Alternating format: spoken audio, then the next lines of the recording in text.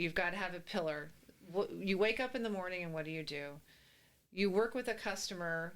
I said that the process of working with a customer from point A to point B, the process of buying or selling a house from point A to point B is the same. For you, for me, for Joe Schmo, for your Aunt Sally, it is the same. It is the personalities and what you bring to it that makes that transaction different, that process different.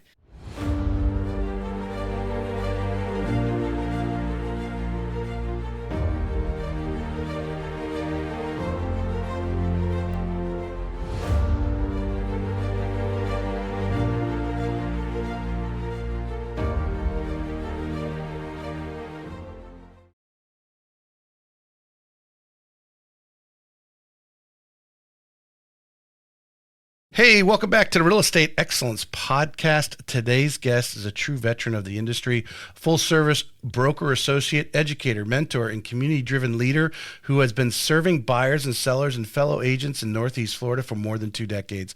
She leads the powerhouse First Coast Collective team at REMAX Unlimited in Ponte Vedra, where her focus is simple: deliver exceptional service, take the stress off her clients, and build a legacy through mentorship and meaningful relationships. She's built seminars to educate her market, a mentorship program that's shaping the next generation of agents, and a reputation of one of the most detail-oriented and trusted advisors in the region.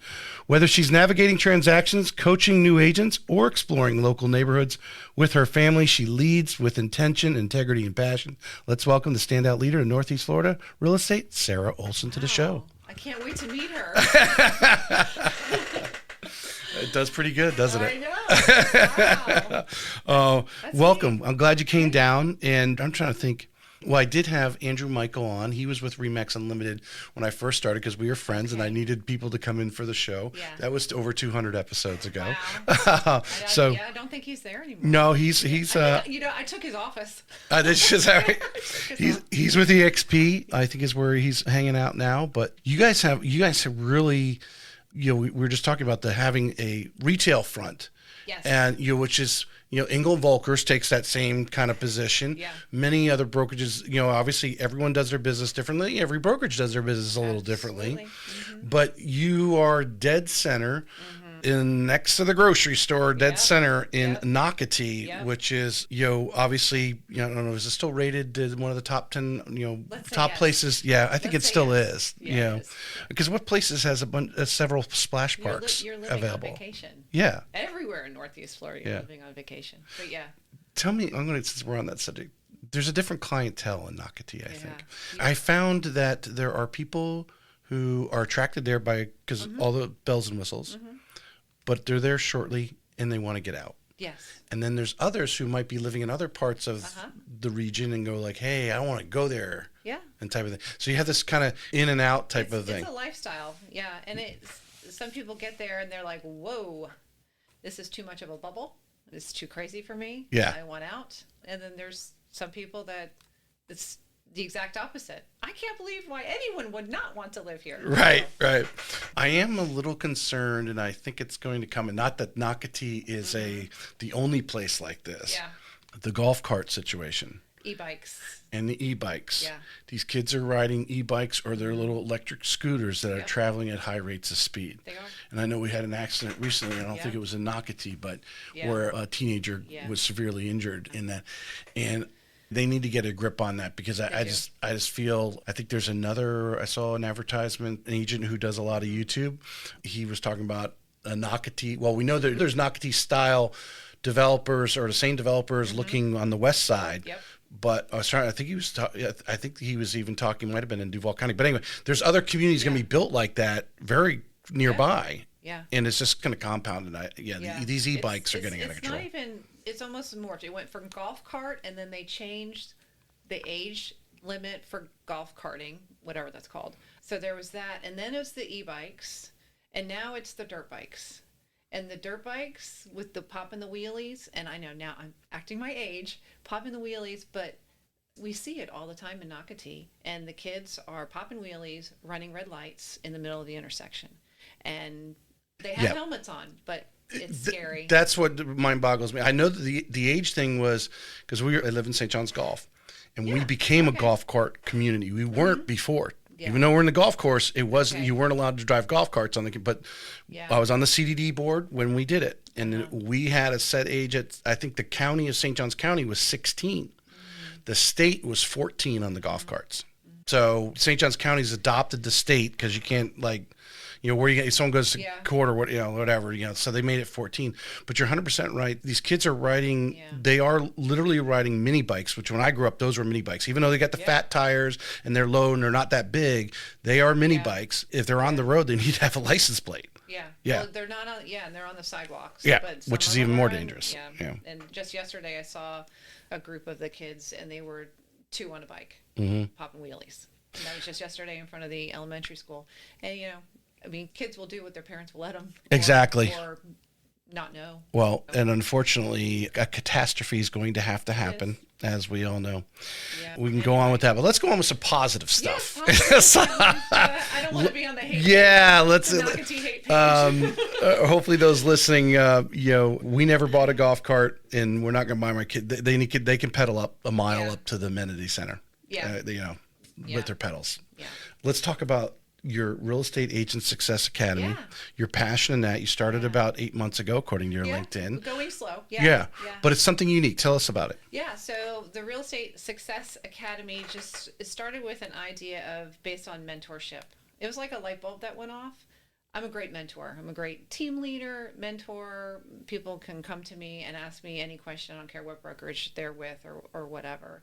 And I've just found that that's really what I'm good at. It just comes natural to me to have conversations with people, meet them where they are. My story is different than your story and that person's story. So I thought, you know what, maybe I want to get into teaching. I might want to get into real estate teaching. So long story short, I called the board. Like, okay, how do you be an instructor? It's based on experience. So I got my instructor license with the state of Florida based on merit transactions, blah, blah, blah. So I got that. And then I learned that in order to be an instructor, you have to hang your hat with a school. So I'm like, okay. So I start calling some schools. I'm like, oh yeah, we could take you. You have to, audition. Any materials that you come up with, we own. I'm like, that doesn't work for me. Called the state again. I said, okay, how do I start a school? And they said, okay, this is how you start a school. I'm like, wow, that was really easy. And so anyway, morphed into that.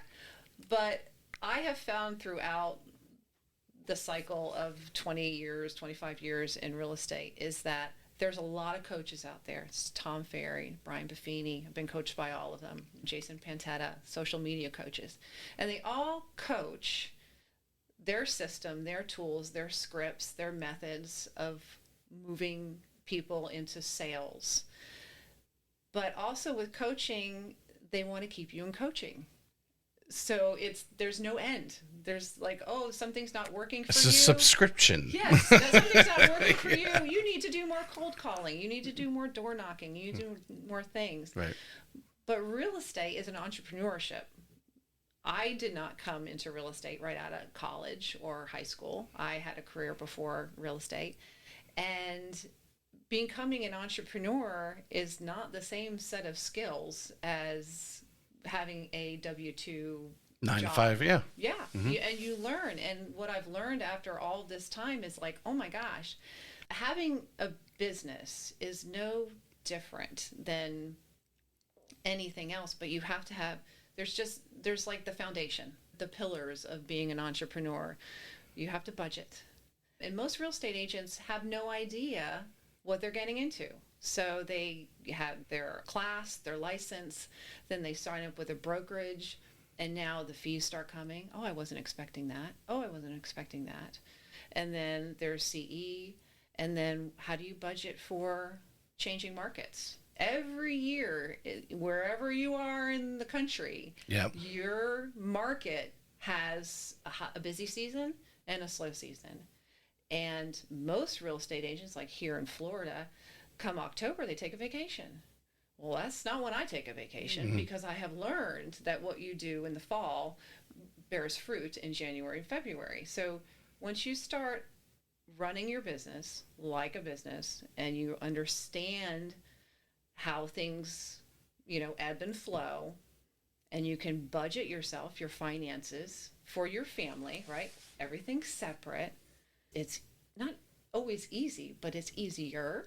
And then I just realized, like, oh my gosh, that's why I'm in business for 25 years. Because I've done, I mean, I have been the ups and the downs and got out for a little while. You outran the runoff. I outran the runoff. Yeah. And then after a period of time, you start seeing things like COVID. No one saw COVID, right? But you could see things change that say, oh, whoa, I've been here before. You know, this booming market happened in 2004, 2003. And now it's almost like I wouldn't say it's a total again. replication. Obviously, I got in the business in mortgages in 05. Yeah. So I was there, seeing this, peak of, prices. And my parents were living in Naples at the time. Okay. Talk about, peaking, some of these, like how can a house sell for that?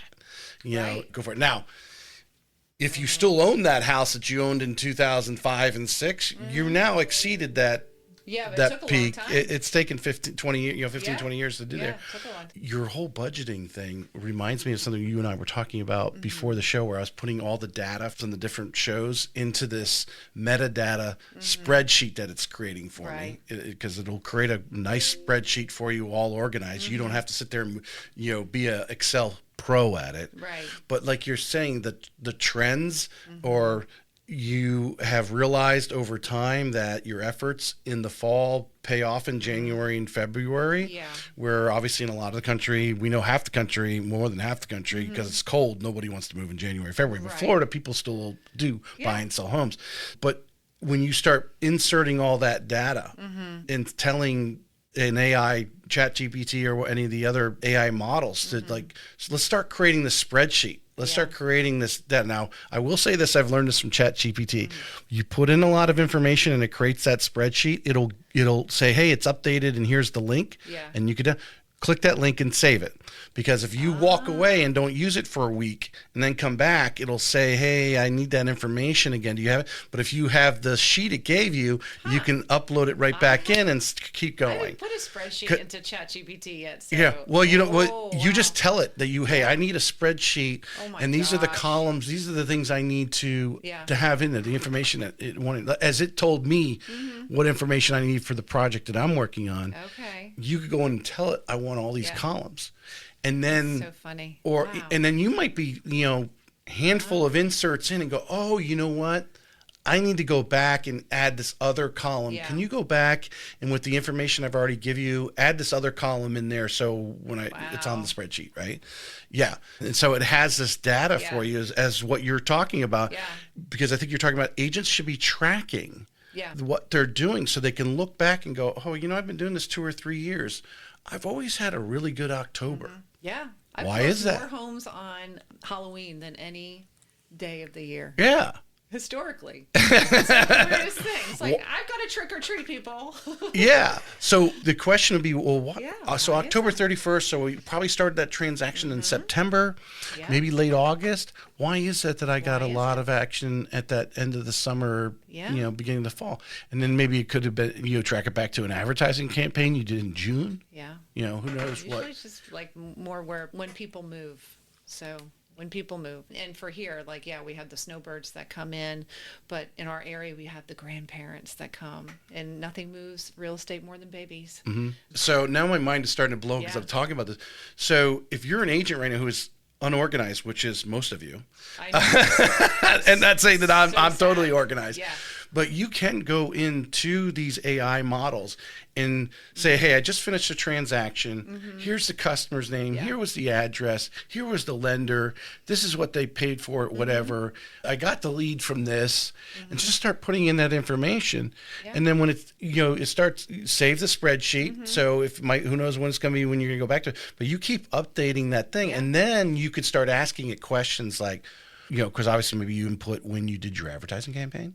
Yeah. Like you were talking the postcards, which I'm very interested in. Yeah. When are my postcards going out, and when am I getting these calls? Yeah. I do postcards in January, February. Yeah. Because, Yeah. I guarantee you, if you start inputting that information, Yeah. say, create me a graph. Yeah. It'll create you a graph that you could visualize and then add into your should. instruction. Because I now you should. could show you you Yeah. could show your class that, hey, I did this activity.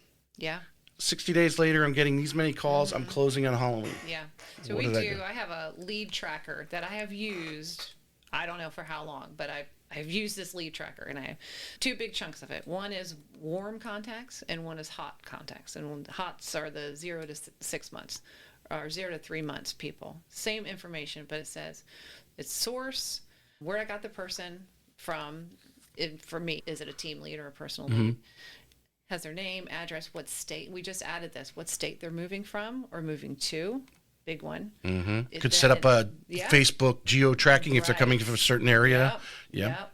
And their timeline, what the expected sales flow is, because nothing motivates you more than waking up every morning and looking at your lead tracker and seeing what your income could be if everyone that Does what they're supposed to do. does what they're supposed to do. And we know those people move from the warm column to the hot column, the hot column. Do to the your warm job, column. right? As Bill Belichick says, do your job. It's time blocking. Do all Yeah. the things you hate to do, because we all have things that we hate to do. You do those 1st in the morning. And I think all those books, people write these books on motivation. Honestly, I don't like them. I think maybe because I'm just self-motivated.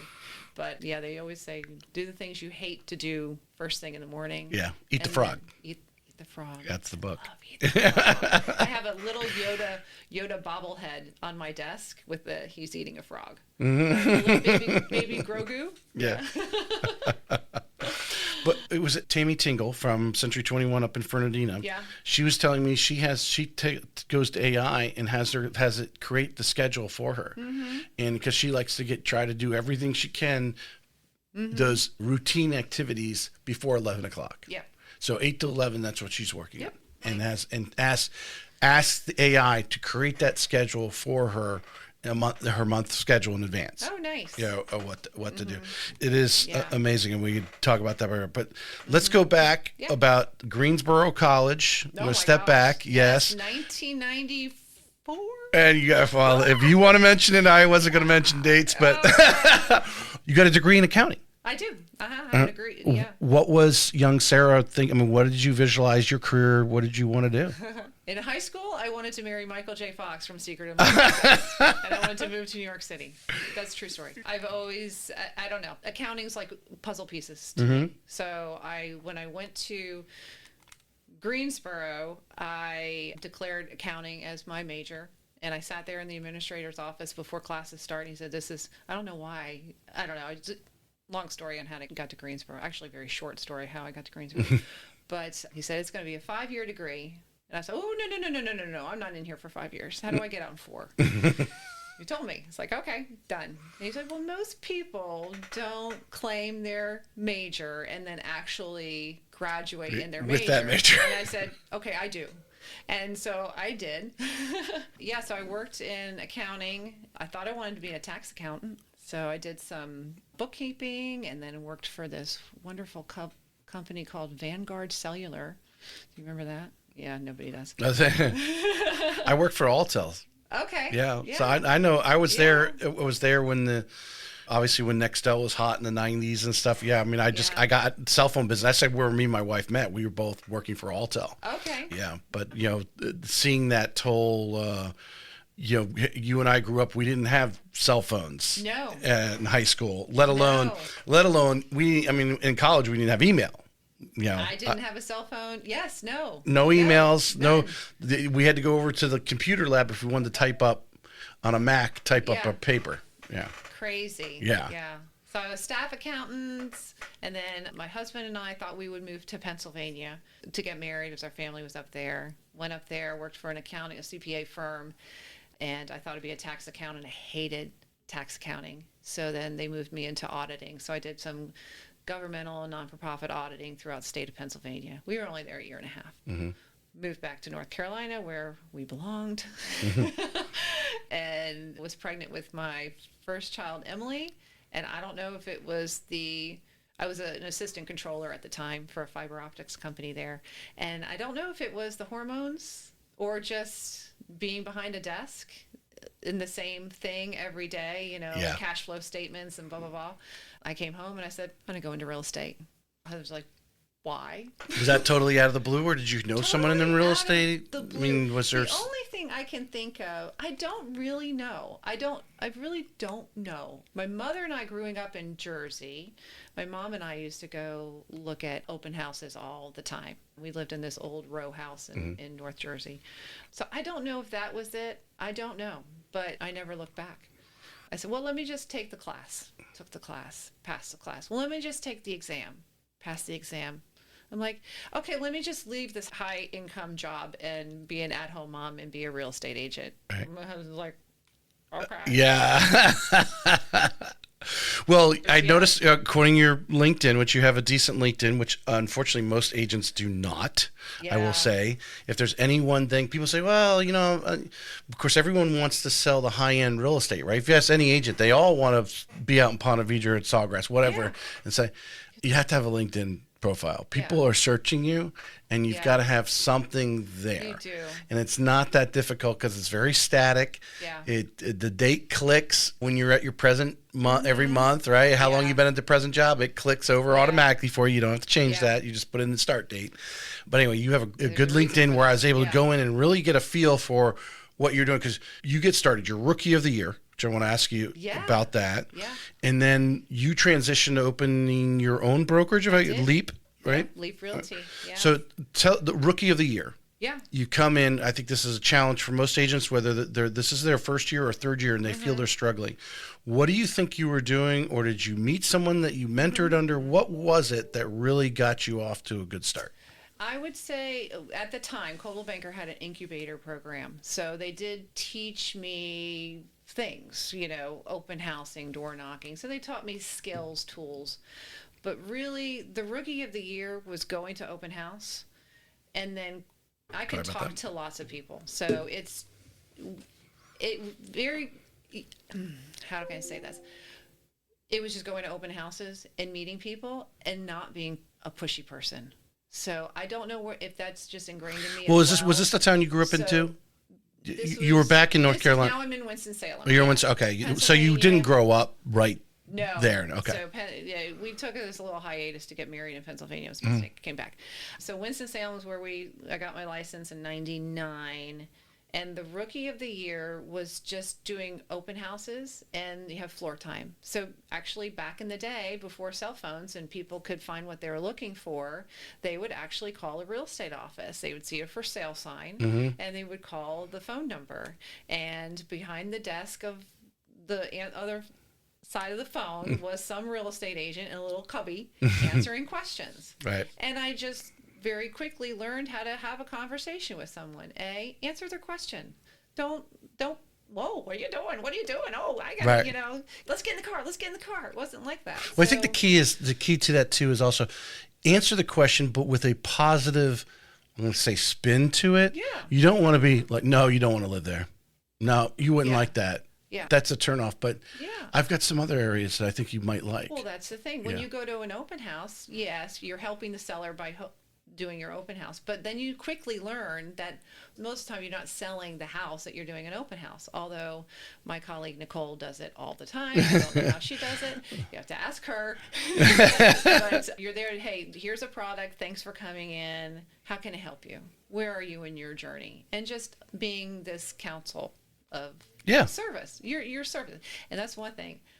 I tell my agents all the time, I have never sold a house in my entire life. And be like, what? Never sold a house. Service your customers. The sales come because that's the service, that's the output of what you're doing with your I think, clients. Even through I'm not even going to say the HGTV group. I think obviously people get into real estate because the house does sell itself if you put them in the right, like, hey, I want to be this far from the grocery store. When you figure out all that and you're like, well, that house over there, the house physically itself, how it's laid out, will sell itself. Yeah. You just got to get them all those ancillary things. Yeah. And that's why it's like talking to a customer. It's not, I want 3 beds, 2 baths. Okay, that's great. There's a million of those. Why? Right. where are you in your life journey? What do you enjoy to do? Oh, I like in here in Florida, we have so many people that come from the other areas. They don't know the area. So it's like, what do you like to do? You want to be beach? Oh no, hurricanes scare me. I want to be, okay, perfect. What do you like to do? What does your weekend look like? Do you travel? Yep. And then you can then help them, or at least craft the story. You know, what do you like about your house in northern Michigan so much about right now? You know, are you ready to rip off the Band-Aid and change everything? Or would you like to not move my cheese so much, and you still want to keep the same kind of characters? I know when I moved from North Carolina here, I wanted a Florida house. I wanted a house that looked like the Golden Girls. So anyway, it's just different. But.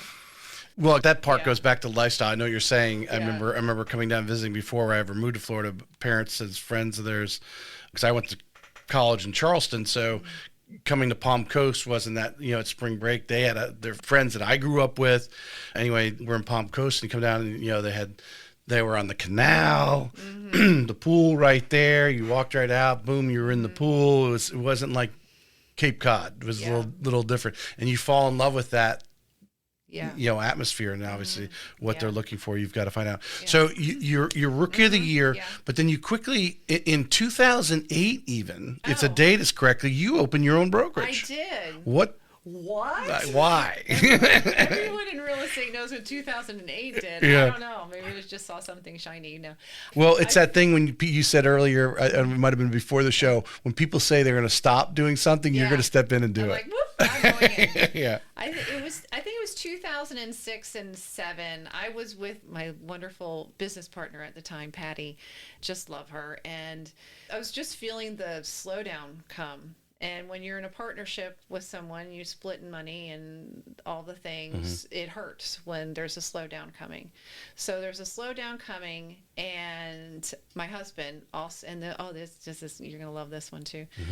My husband got laid off from his job from Krispy Kreme for 10 years. So there's a conglomerate of that. And I was really... Did people stop buying donuts at that time? No. They stopped buying coffee. He was running the coffee department. So it was interesting. It was like a trifecta of things that happened. But I was also very much into green technology and sustainability. And this is from, a whole nother segment on indoor air quality. My daughter, Emily, started having asthma. So once we figured out what was causing her asthma, which was actually the house that we were living in, I went on a green freak, dived right into indoor air quality and house construction. And through that, started meeting with builders that were actually building green.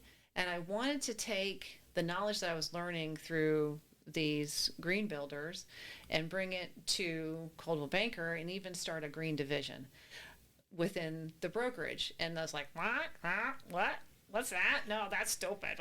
And so it was like this trifecta of things where I was like, I was just feeling called to do something on my own. So LEAP is the leap of faith. There's a lot of things happening all at once. And what do you do when everything's happening all at once? You spend lots of money on a marketing company and you leap. And that's what I did. So I started Leap Realty, and my husband helped me build it. And that's where that's when my LinkedIn kicked in. So how do you build you have a group of builders, and you have a group of environmentalists. Wow. Wow, that's like West Side Story. Keep going, I'm interested here. Like West Side Story. Yeah. But I'm like, the builders aren't bad. There's a whole group of builders that are building houses with SIPs, structurally engineered panel systems, and geothermal. What? And foam insulation, closed cell and open cell. And so I'm learning all this, and I'm like, builders, these are your people. These are the environmentalists. And nobody's not going to stop building houses, but you can build better houses. So how do we bridge the gap? So created the Triad Green Building Alliance. So I started being on education there, started bringing in the Piedmont Environmental alliance there, and I found a networking group because I'm a very social person. So I said, well, there's got to be a networking group to build all these gaps, to bridge all these gaps. And I found Green Drinks. I don't even know if it's still out there, but Green Drinks is a networking group for people of like-minded interests just to come together. Mm-hmm. And so I built that and I started that.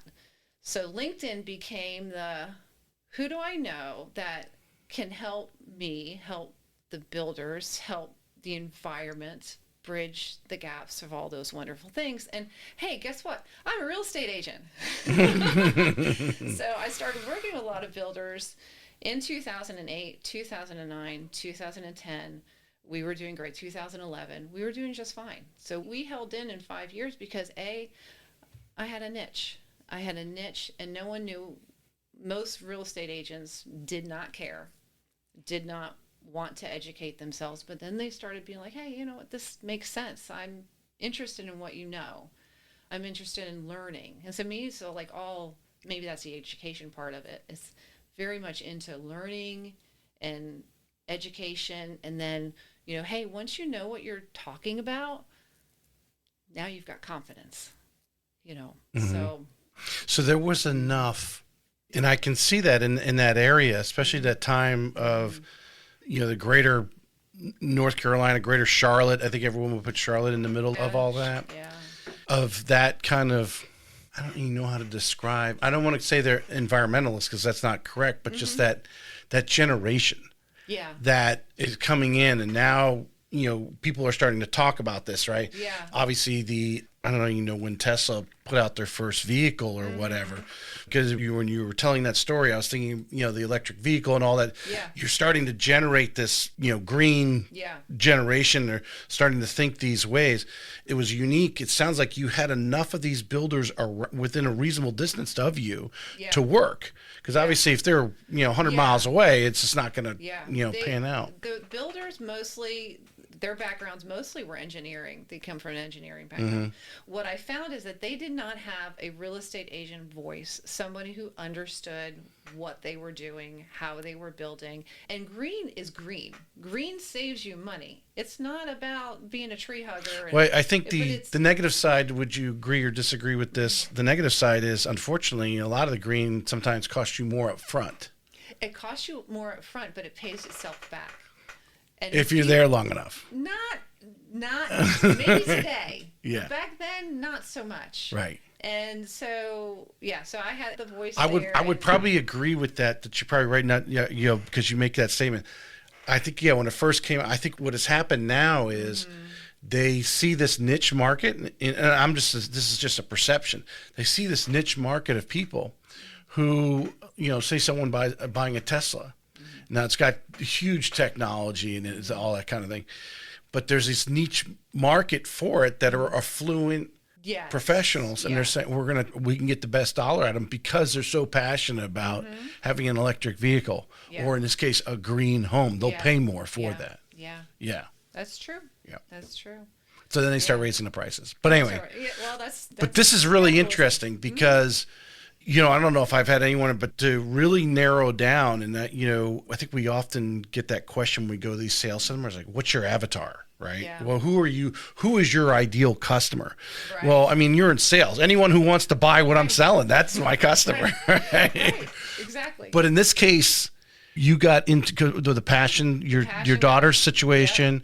Yep. That's what fueled it. Yep. And you dove in headfirst into this and really went after it. And we're fortunate, obviously, some things lined up for you, having builders who are willing to build these homes. Yeah. Yeah. Yeah, and not list for sale by owner, which is what they were doing before me. So right. Yeah. You were able to, customers were able to find you, and you can lead them to those guys, type of thing. Yeah. Right. Now, the problem is sometimes when you're in so much of a niche.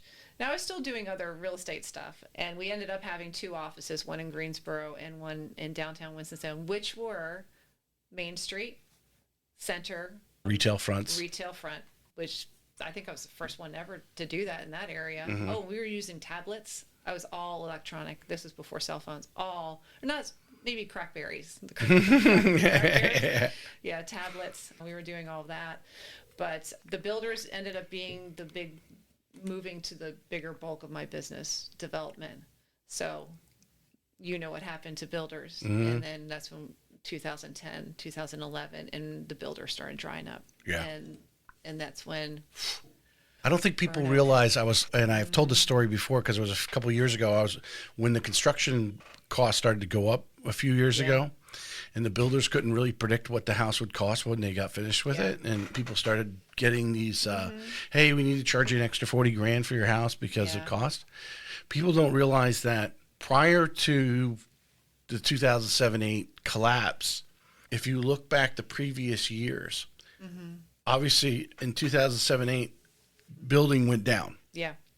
It did not get back up to the previous 50-year low, not back to average, right? The previous 50-year low. It went below the low and did not get back up until like 2012. Yeah. Yeah.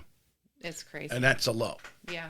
And fighting. So that's not surprising there. That's why I was so really interested in seeing that. Go, she went open her brokerage, and now to hear that you went really niche because what you didn't tell me. Hey, I went into foreclosures. I started working foreclosures like everyone else tells me. That would have been the smart thing to do. Yeah. Yeah. I will tell you, I'm starting to learn about that now.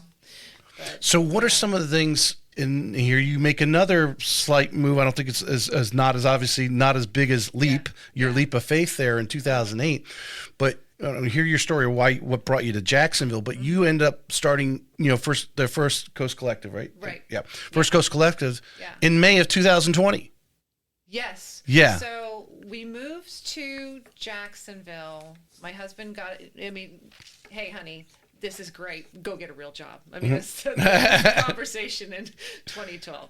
So in 2014, he was offered a job here in Jacksonville, and we're with our two daughters who are now halfway through 5th grade or 6th grade and sophomore in high school.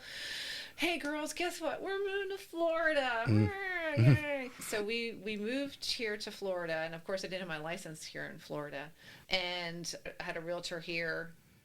Agency is different here than in Florida or in North Carolina. I didn't understand agency until I got to the closing table and I realized that I wasn't represented by a buyer's agent. My agent was a transaction broker, and I went, whoa.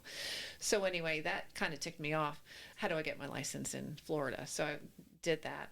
Immediately went to go work for Berkshire Hathaway in Ponte Vedra. Again, I'm one of those people, I don't know where I want to be here yet, so I called the owners of Berkshire Hathaway and had a meeting with Linda and Christy, and they were wonderful. First, I thought maybe actually I would go into corporate and take what I had learned and maybe can transfer it there. They said, no, go get your license. So I went, got my license, came back. I said, all right, I got my license. Where do I go? They're like, well, Ponte Vedra, Mandarin, what are you thinking? So I went to Ponte Vedra, and I love them. They're actually all my friends still today in Ponte Vedra. But what I learned there is I didn't know anybody. I had no database. So if you have no database and you've got no place, it's hard. So I said, you know what? I know real estate. I don't need to learn how to practice what I do. I just need the phone to ring. So a friend of mine at Berkshire Hathaway said, hey, I'm moving over to REMAX in Jax Beach. You should come. No, I don't want to keep moving around. No, you should come. It's a large team. Team was new. It's like, team. So You didn't really experience that in North Carolina? No teams. No more partnerships. So I was always like a one-on-one or had a couple people leaned on each other to cover. Right. No, not team. Not the teams were just starting to take off, or maybe they hadn't. I hadn't paid attention. But so I joined REMAX Watermark in Jax Beach on a large team, and the phone rang. I'm like, oh, this is perfect. This is all I need. They did a lot of Zillow calls, Zillow leads. They taught how to handle a Zillow lead, which is different than working with an online lead is much different than someone that So navigating that was perfect. And then COVID hit. So that's moving forward. So that's 2020. COVID hit, and REMAX Watermark, I'm not sure if they went, folded or what happened there, but we saw the team was starting to dismantle. And my friend and I moved over to REMAX Unlimited. So that's where that happened. And maybe a year later, the First Coast Collective was dreamt up. And so it was a small real estate team. And all right, yeah. so I'm going to, Yeah. this is where I think anyone listening, I want to really do, we'll probably get some really great reels out of this. Not that we haven't got some good reels already.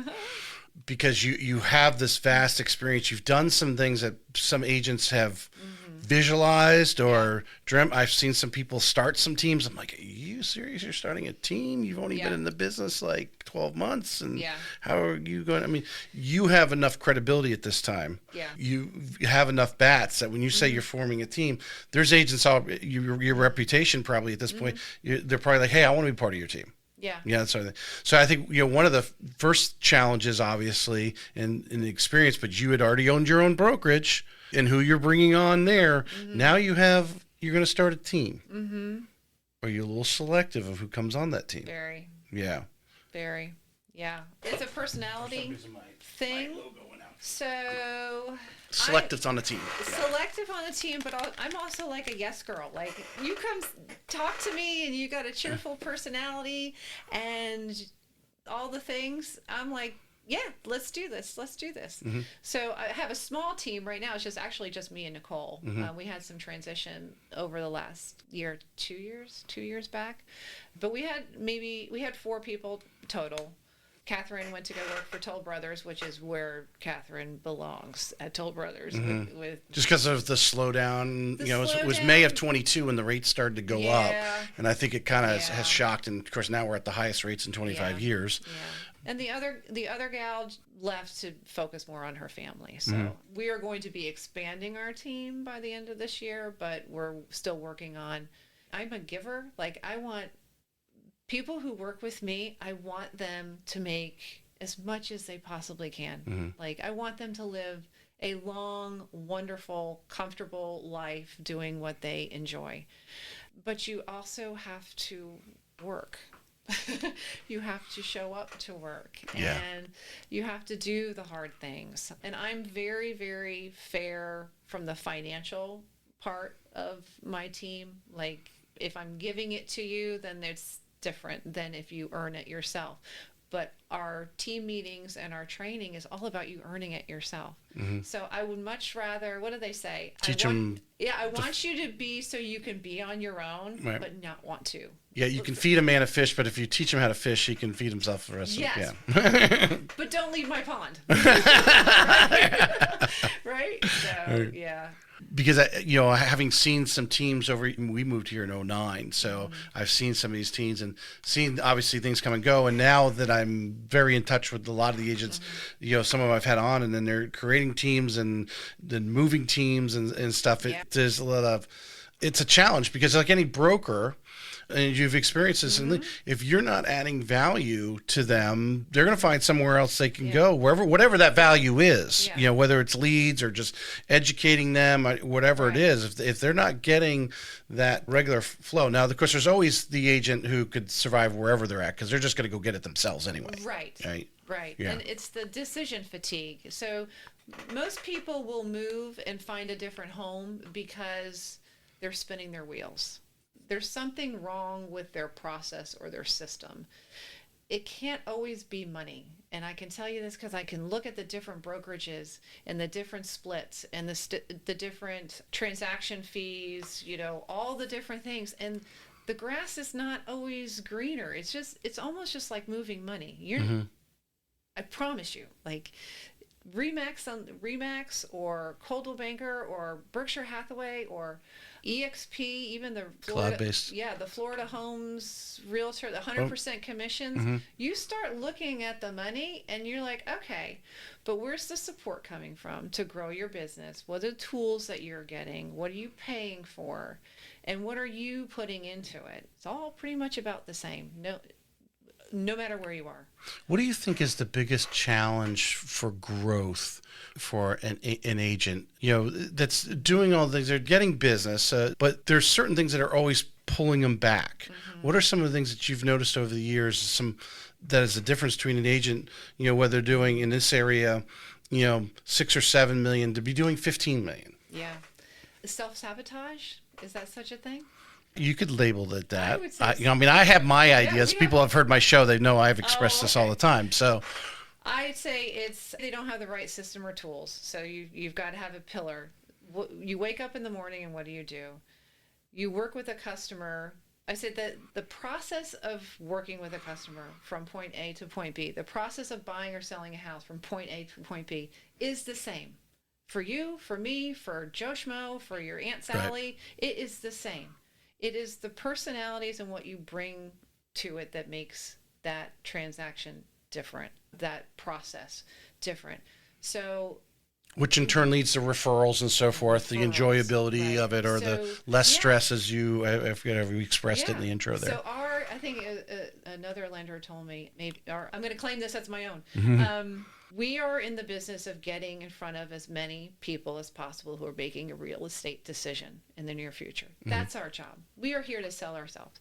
So for every one person they know 4 people, statistically proven, that are buying or selling real estate in the year. Okay, so you do some math.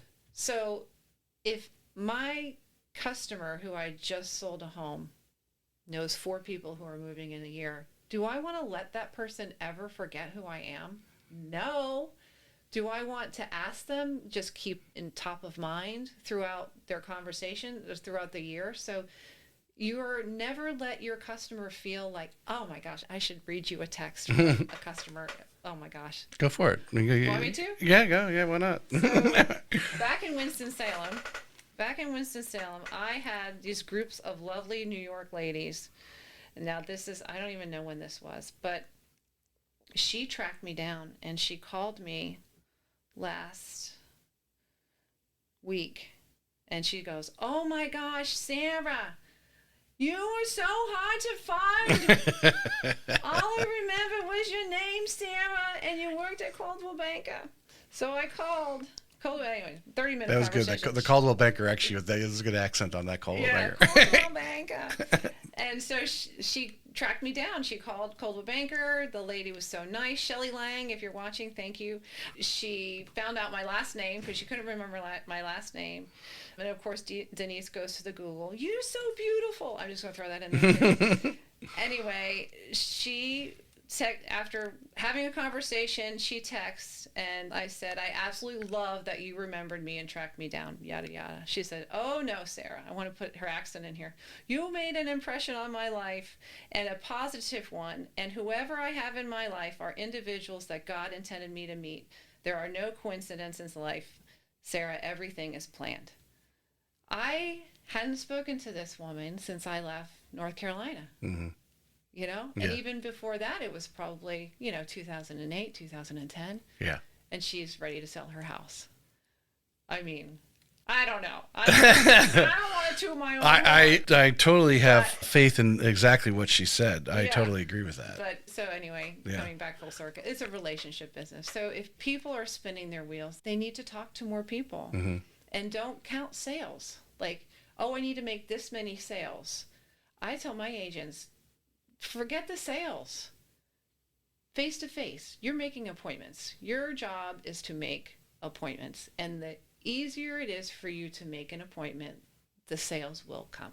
All right, I want to take this to the next level because what I find is, and again, any of my listeners, they've heard me say this 1,000 times, and there's that many ways to solve this problem. Maybe not 1,000, but there's a lot. They're getting the referrals. Yeah. Whatever it is, they're doing the right things out there. Like you said, the transaction's great. So they've got that person who's now their billboard out there talking about them. Hey, you need to use Sarah because she did what a great transaction she did. They're getting the business in, but there comes a point where they're still hitting that lid because they can only do so much. You've been with some brokers. You've had your own brokerage. Now you have your own team. What are some of the tools that you're doing that you have pushed off or allow other people to do so Sarah could be doing more of what that person's talking about? So last year, because I don't think, maybe I am a control freak. Last year I hired my first First one. My first one ever. Wow. My first one in all these years. And it's part-time. Part-time marketing manager. Okay. To help me do the things that I needed to do. So I like beautiful marketing materials. I like social media things. I'm not good at social media. I don't ever want to be good at social media. It's just not something I want to do. It does not bring me joy. I want to do things in my life that brings me joy. And that's working in my business. So we hired our part-time marketing manager who helped us put my vision. And you know how long it takes to like do stuff? Like to make a flyer or a beautiful listing presentation and put all the words and beautiful, it takes forever. Yeah. It takes forever. Well, because we're not doing it all day long. No, and neither should we. Yeah, I mean, when someone is just, that's pretty much what they're doing, and they're doing, oh, they know how to, oh, I know where that is. Click over here, boom, boom, boom. Yeah. In 10 minutes, they've got it, a finished product. Yeah, finding someone that can take your vision and make it a reality. Mm-hmm. And then you can take that to do your business. So if it's phone calling, if it's, Natalie will send us a list of all the anniversaries, our client anniversaries every month. We have a beautiful postcard or beautiful note card that we handwrite a note, but she puts it all in front of me. I don't have to think about that stuff. And it's all time management. So working smarter, not harder, working more efficiently with your time so you can be doing the things that are income producing. Let somebody else do the other things, even if it's just calling your online leads to check in. Hey, I'm calling for Sarah. What can I help you with? Where are you coming from? Right. Oh, you're coming from Michigan. Oh my gosh, fantastic. Blah, blah, blah. And then keeping some notes of what you talked about. So the next conversation, because maybe they're not ready at that point. Something's delayed them, whatever. Yeah. And then asking those other questions. So you're talking to Billy Sue in Michigan who's moving here. Hey, you got any friends that are thinking about moving here? Oh, yeah, well, I got some friends, but they want to move to Naples. Oh, let me talk to them. Mm-hmm. I can hook them up with a great agent in Naples. Right. So it's just expanding on those conversations, asking question.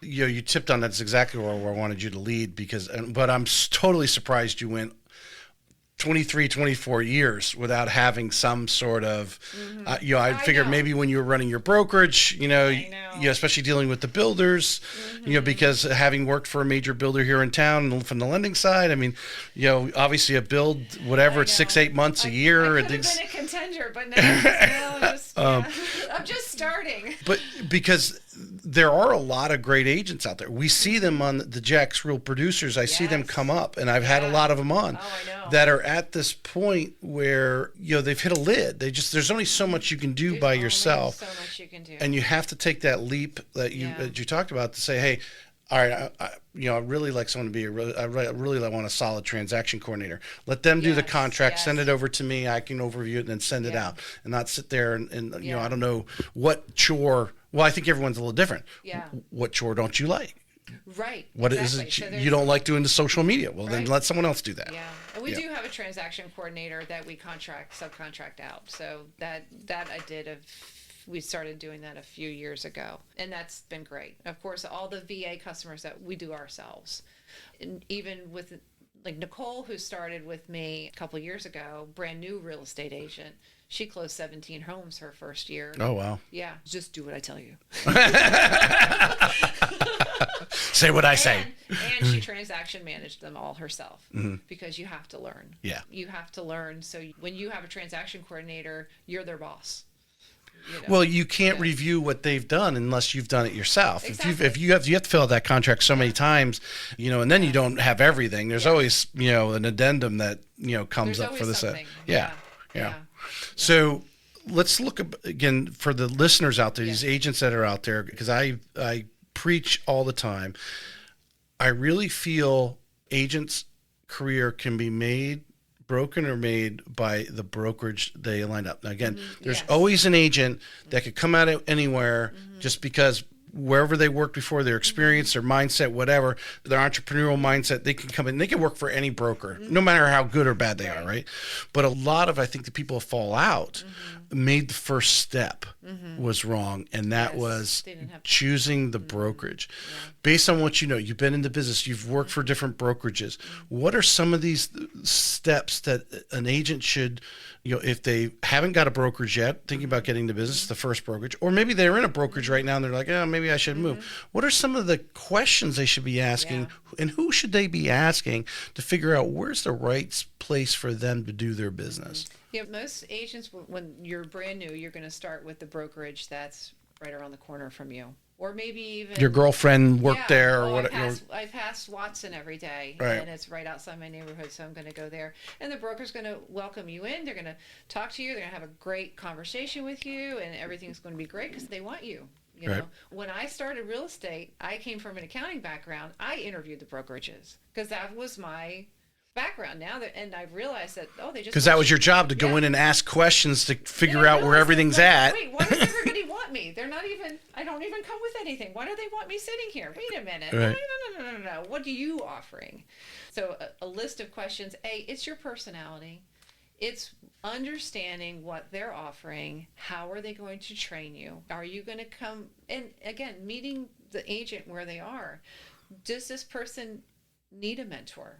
Are you better fit for joining a team and getting your, feet wet, getting your feet wet through joining a team? Are you going to be more of a solo player? So it comes down to understanding who you are as an agent individually, and then matching that up with the brokerage. So like at my academy, we go over all of this. And then I have 4-page interview questions to ask your broker that goes right down to the nitty gritty. And then pros and cons of all these things. All right, so I love this now. We're on to something now. Yeah. This is the chord I strike. You said something there a moment ago. You've got to know what you need, right? Because that's where I think people fall short of. They see someone over here, maybe a friend of theirs, boyfriend, girlfriend, whatever, over here doing business really well, and they're like, man, I want to do what they're doing. But you know what? They like getting up at 5 o'clock. Yeah. They love cold calling, whatever it is, right? And that's not you. You don't like cold calling or door knocking. So you're going to do your business a little differently, which there are other ways to do this. There's many ways to do this business. There is. That's what the beautiful thing about it. There is. And you've got to come to that kind of conclusion like, hey, I've got to go on a diet. Are you going to go on the diet or not? Because everyone wants to go on a diet and everyone wants to lose, but no one really, are you really going to make that commitment and then keep it off? I think it's the same thing when you're in this position of like, who am I? Yeah. What do I need? How do I want to do business? Because I guarantee you, if I do business one way and John over here, and I'm like, hey, John, I really like your business. I'd really like to get into real estate and do my business like you. But John does stuff that I don't like. And you have to come to admit like, hey, but John's going to tell you what you're thinking about doing is not necessarily right, but that's in his world. He doesn't see your vision. Right. Your vision is doing business this way and trying to find that brokerage or that team that is close to your vision. Yeah, it's a cultural fit. It's a personality fit, what they're offering, how they train, if they have a mentor. When I first started interviewing back in the day, one of the things I found was, we don't have a mentorship program. This company, we don't have a mentorship program, but we have some seasoned agents that, may help you.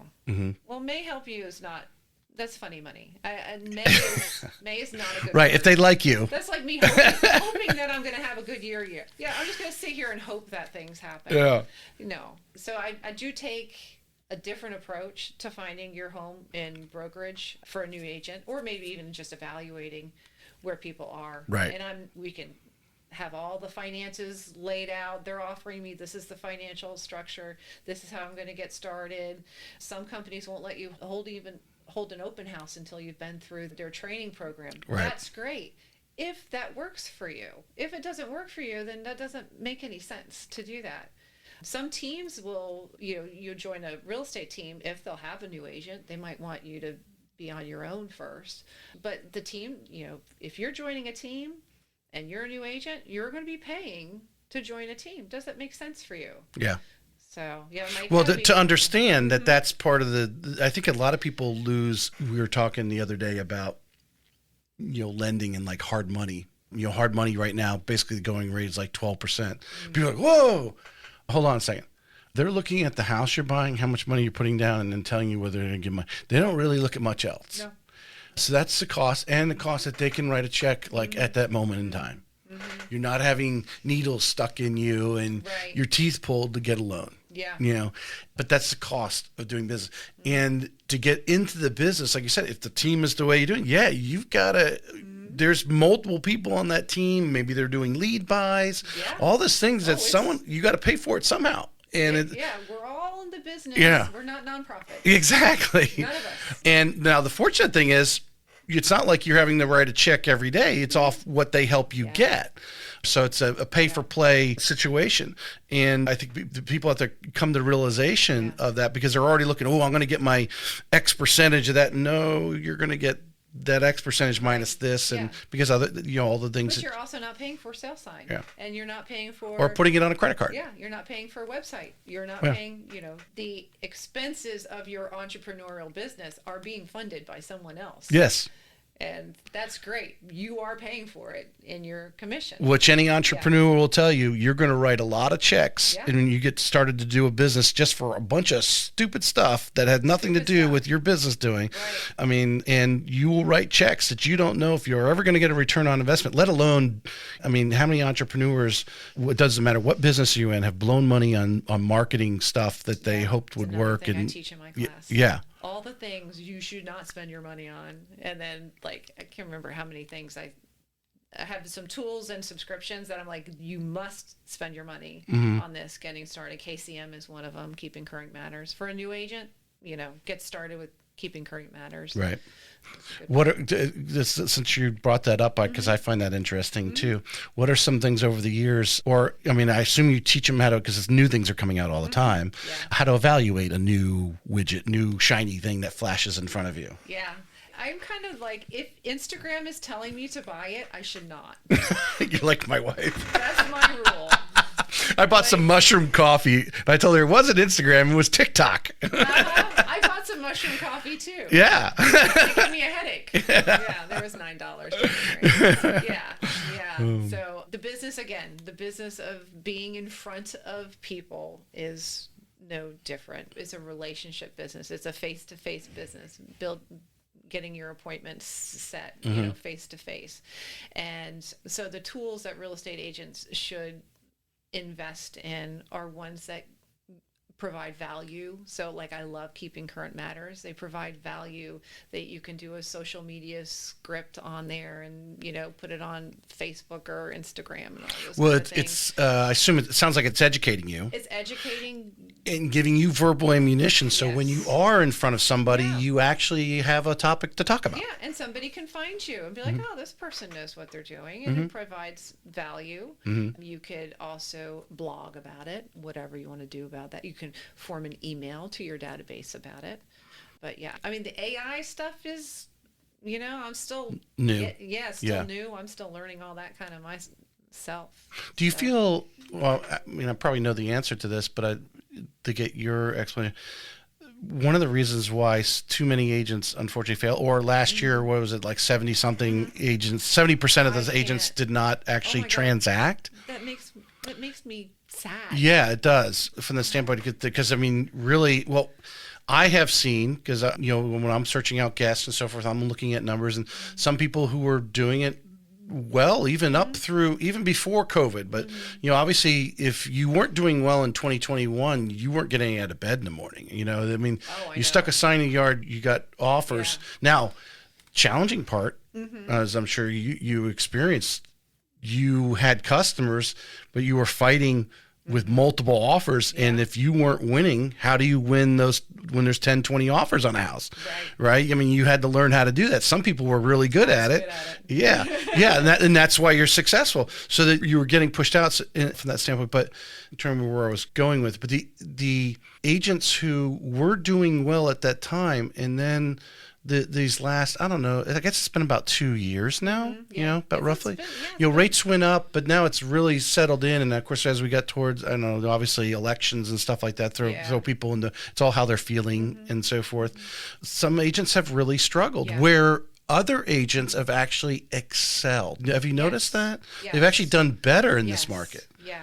And that's because when markets change, you have to have that entrepreneurial mindset. People who don't have to move right now are not moving. People who have their 3% interest rate and their house is working fine for them are not moving.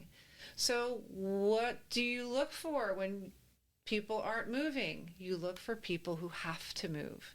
And now, okay, so things have shifted. So again, your job is to get in front of as many people who are making a real estate decision as possible. Who's making real estate decisions right now? People who have to.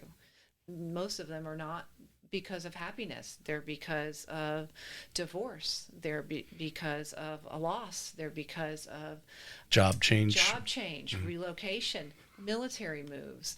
So people whose families are expanding and whose families are growing, now the sandwich generation. So now my in-laws or my parents are coming to move with me and oh my gosh, we have a 3-bedroom house. This is not going to work. Right. And these should always be people that are in your circle of business. But now sometimes when the market shifts, it's like, oh my goodness. Yep. We got to do this. And that in 2008, 2009, that's when some agents who were extremely successful got into foreclosures and short sales because they saw it. They're like, okay, the market is shifting. The people who are buying and selling are shifting.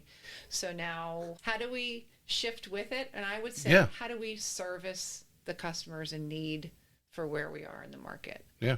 That makes sense. Well, to hearing the stories from many agents who obviously did well and made it through that time period, some of the things the amount of foreclosures that were going on, short sales and so forth, and dealing with the banks because they'd never dealt with that before, not at that volume. Yeah. And those who dug in, that accelerated and got through that time period.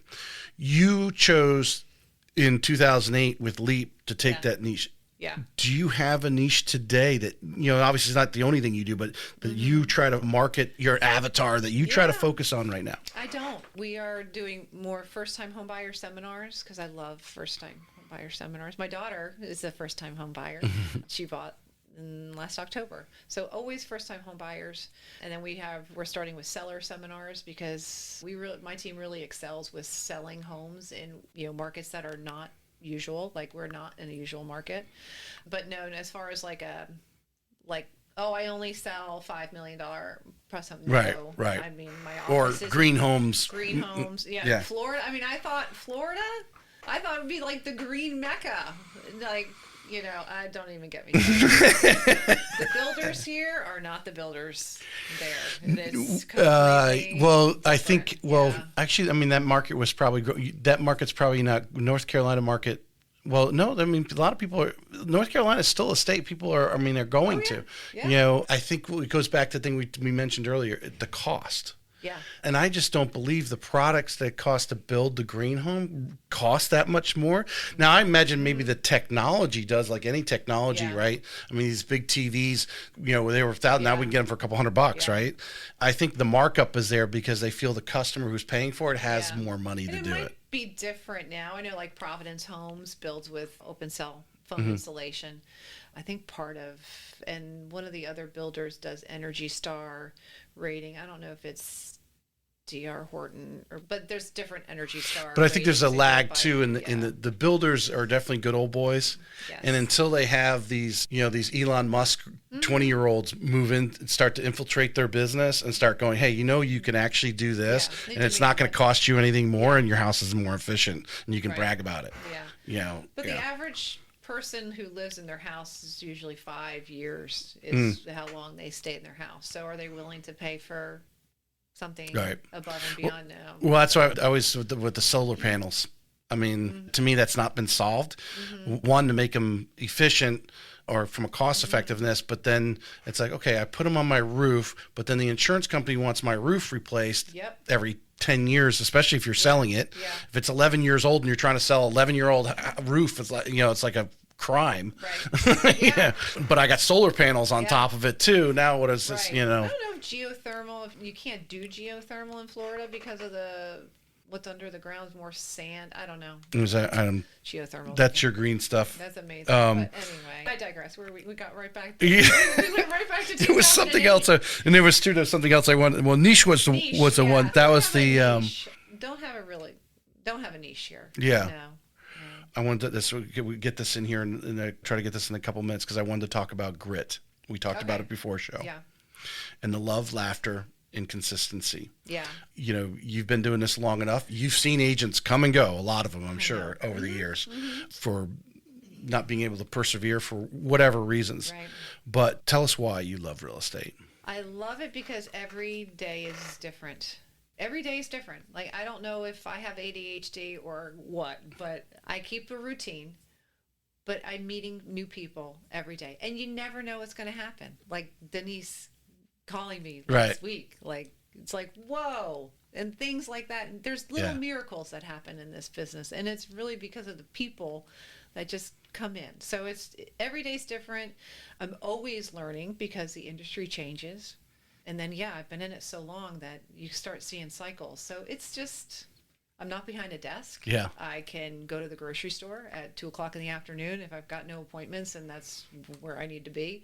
Raising my kids, I was able to have a wonderful, being that working mom, but still in car line for hours and hours, and then learning that, hey, from 3 to 4, I have a standing appointment, and no one needs to know it's car line. Car lines in ball fields.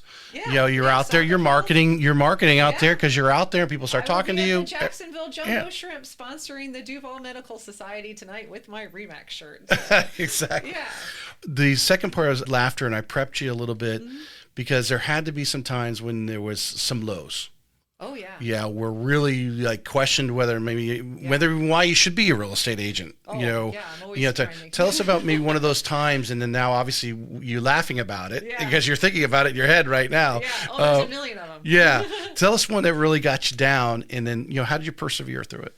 I would say, oh gosh, I mean the 2010 that was one just being like, oh my gosh, that building it almost come to a halt. Yeah, building it almost come to a halt. I have a distinct memory in COVID 2020 or 2019, 2020, where I was laying on the couch and I hadn't showered and I hadn't brushed my teeth, and it was probably 2:00 in the afternoon. And I'm laying on the couch and I took a picture of a selfie and I sent it to my friend and I said, the world is coming to an end. And I swear it was maybe 5 minutes later, the phone rang and somebody wanted to go see a house. And I went, oh shit, I got to get up.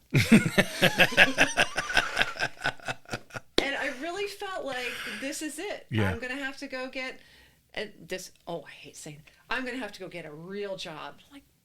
I have a real job. Put your pants on, take a shower, go show this woman a house. And then 2020 was it's crazy. Yeah. Yeah. Yeah. There was a reel actually this morning. I got it with TikTok or Instagram or someone, and someone we know, well, keep the name out of there, but it was the reel and just said, keep moving forward. Don't quit. And you had that moment. And then he reached down and threw a phone call at you. Yeah. Someone needed to go see a home, and then it totally changed your trajectory. Because I think for sure, I mean, we know there are people that use COVID as an excuse to get out of this business. There's people last year that used this buyer broker agreement to get out of the business. Oh my gosh. Yeah, which was. Oh my gosh. The buyer broker. Don't even get me started on that. You remember what got me back into real estate in Florida was buyer's agency? Yeah. Buyer agency. I mean, hello. We've been working buyer's agency our entire life. Yeah. But you have just having a conversation with your client. What's so amazing, and again, some Ricky Carruth and then James, who spoke at RE Bar Camp, both of them were talking about this week, because I think an article came out, and they they like to put the article behind them in the reel, and they're talking about how agent commissions have not gone down. And in some places, if you actually are tracking really good, some agents will tell you they feel they're getting more per transaction because of that whole buyer broker agreement. I would just say, did you work for free before this NAR settlement? Yeah. No. Do you work for free now? No. Okay. Will you please tell your buyer that? That's buyer's agency. I think it's made people rise up to the occasion. Yeah. And now they're actually having that buyer broker agreement, and they're actually are talking about me. So there's no animosity afterwards, because it's afterwards is when they have the animosity. Buyer, oh man, I can't believe they sign and buy the home, but then they're bitter afterwards. But now you're prepping them, going, hey man, this is how this works. My wife and I, she's got a listing, and the house is not that old, but the garage, somebody had parked a car in there, was dripping some oil. We went out, and luckily the house is totally empty right now. We're trying to sell it for this gentleman, and we went out and we painted the whole garage. I mean, the floor. We went and put the coating on the floor and everything. Now it looks like like a garage you moved in. They just built it, right? And I mean, those are the little things we do. We spent 6 hours doing that the other day, amongst many of the other things. And you could probably go on, whether it's cleaning toilets, cleaning. There's all these things, prepping them. Yeah, exactly. Yeah, we could talk about that forever. Leave that for the real shit in real estate. I mean, I've had some lows this year. I mean, it's been a challenging year. I've had some lows. I've had some listings that haven't sold. So it's not all sunshine and roses, roses. Even for any top real estate agent in the area, there's always going to be somebody that catches you off guard. How do you navigate that and push forward? Be like, okay, I'm putting you in this bucket over here, and now I'm going to move over here. And again, when you're sticking to your system, you've got to have a system. Yeah. When you go off of that system that works, and you go off of that system, that's when things. And then most of the time, you can't measure it anymore. A lot of times, and to get back on track. Yeah, a lot of times we let that system go when we're working with friends, and family, and that's when you've got to be the same for everybody, same system for everyone. My LLC, the C is consistency. Now, imagine this has changed over the years, different markets, different situations, North Carolina versus Florida, whatever. But is there anything that you've molded that over the years that you're consistently been doing in your business, whether that's on a daily, weekly, monthly basis, but you do it all the time because it moves the needle? Every day. I do the same thing every day. Obviously, wake up, go do a little. When you're coming to your work, you're calling 5 people that are in your database. You're looking at my lead tracker is like really the Bible. Who do I need to talk to once a week? Who do I need to talk to every day? People who are looking for houses, you're looking for houses for them every single day. You're calling your past clients like 5 a day, and you're writing personal notes. Whoever comes to your mind, you're writing a personal note for them, and you're staying top of mind. You work out, and I mean, it takes about an hour for me. I was going to ask you that. What is that? What you put about an hour, maybe hour and a half, depending on. An hour and a half. An hour and a half into that. And if I don't have appointments for the rest of the day, maybe I spend more time on it. Mm-hmm. Now, do you have a system that feeds that to you?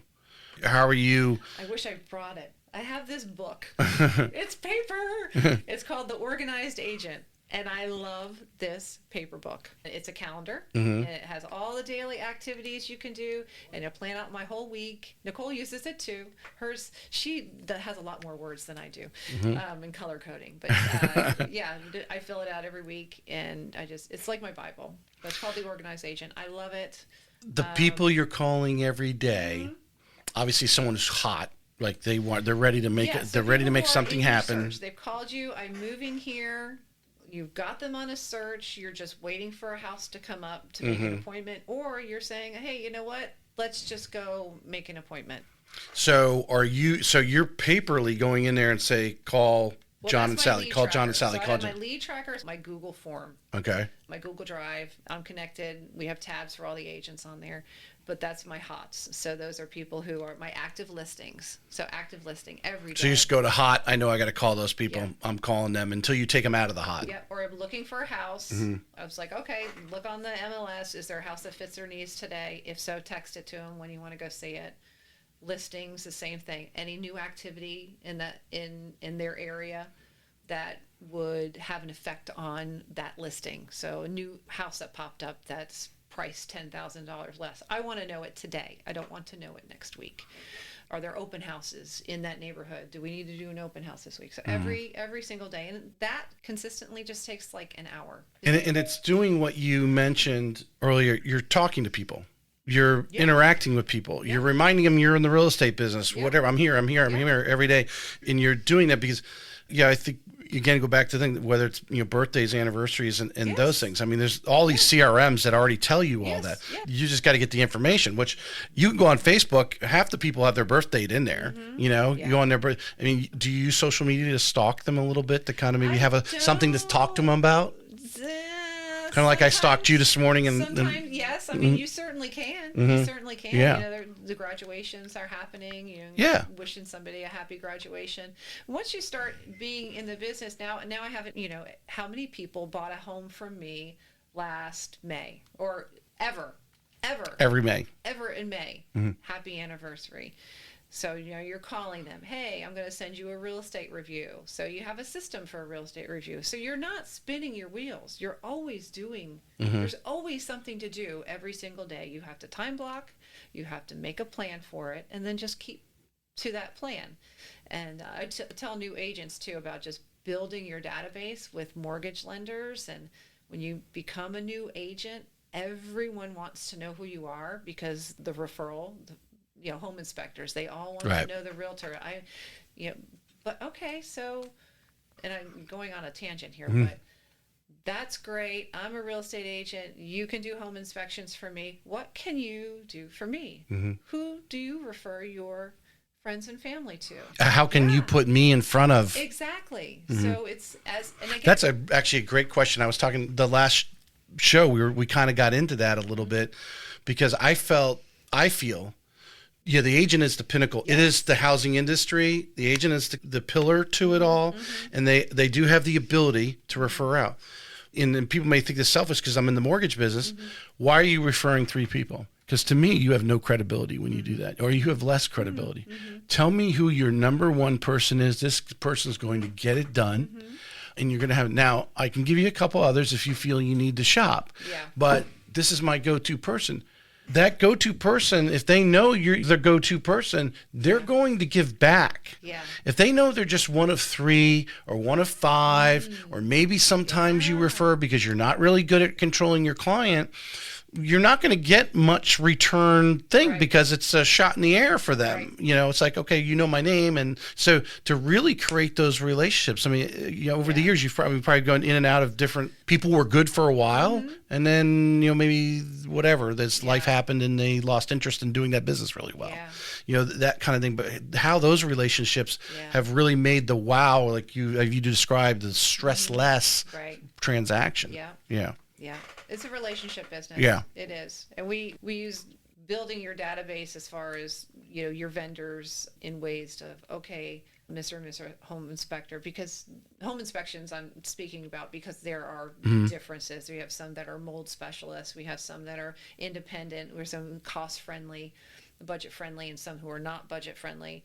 But what are some ways that we can reciprocate?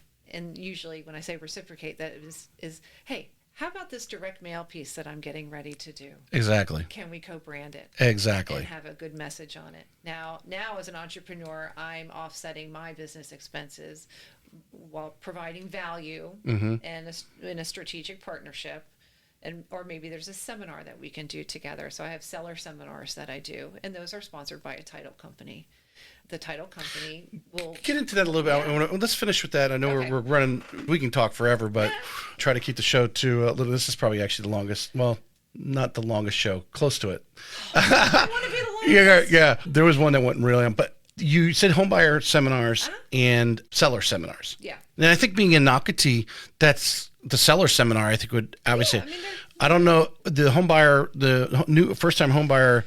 What are some techniques you use to actually get butts in the seats? So it's hooks. So our first-time homebuyer seminars, we've been doing them for a long time, but the last few months we just changed the hook. So 5 mistakes first-time home buyers make and how to avoid them. Now we got butts in seats. So it's trying to figure all of that out, but a clear message on designed to the audience. So first-time home buyers are cost. How much does this cost? How do I do this?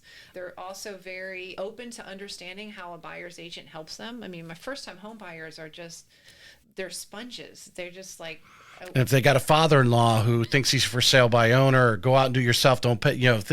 Not understanding how the agent is actually compensated. Well, that's all part of our questions. Yeah. Who else are making the decisions behind the scenes?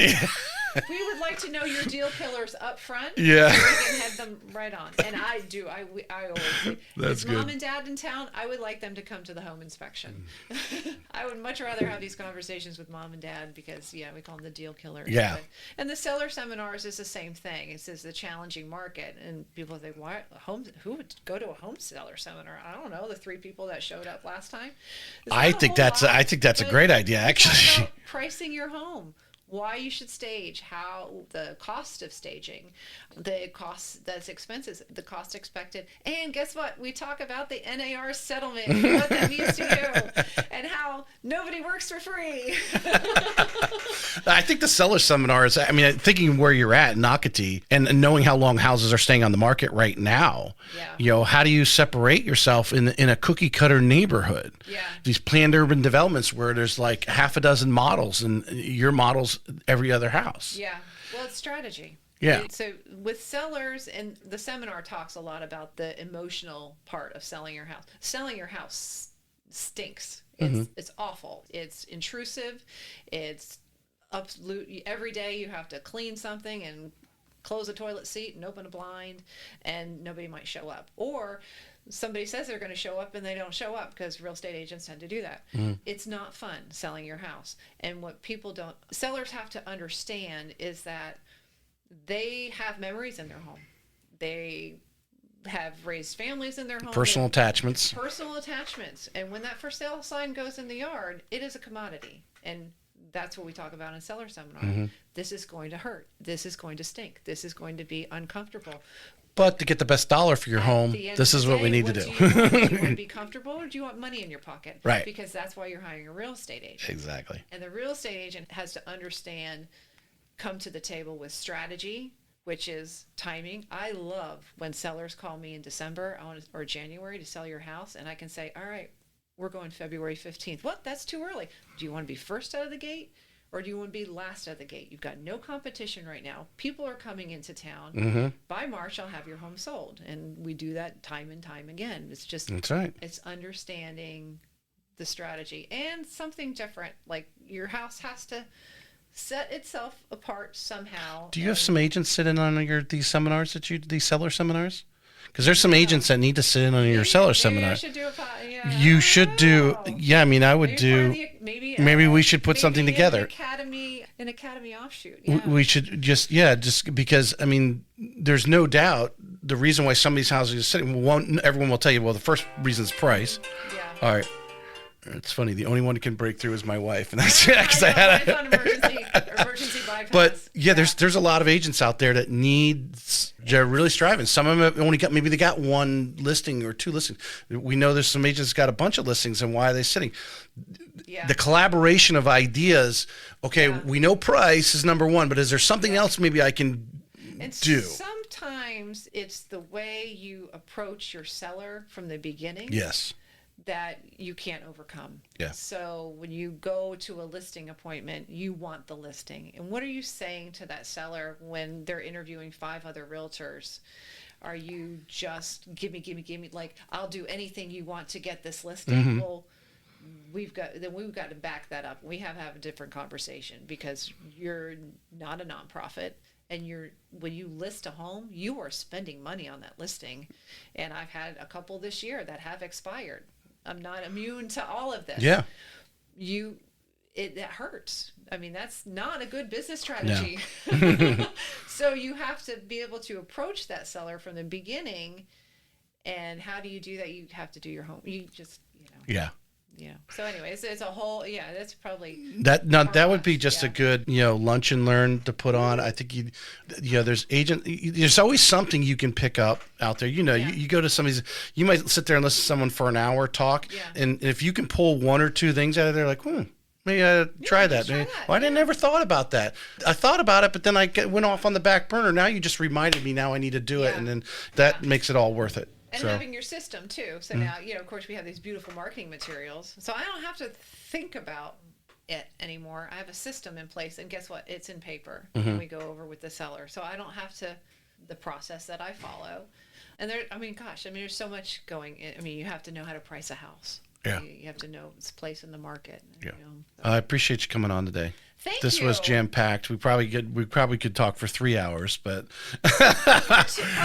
No, part two. Come on. Well, that's one thing I'm going to start next month is cycling back through a lot of people I've had on, just to do a 30-minute, just a video podcast. Put it out there. It's be out on YouTube, be on Facebook, whatever, and get caught up. Yeah. But I think coming on as you get your school starts to pick up pace here, I'd like to hear a lot about that, because that's really what I'm trying to do with the podcast is, I don't want to say educate like they're not educated, but hear other ideas, hear what other people are doing as all agents, collaborate, hey, this worked this month, or whatever it is, that makes our industry move forward. It was easy. Yes. So, Appreciate you. Yeah. Thank you. Thank you.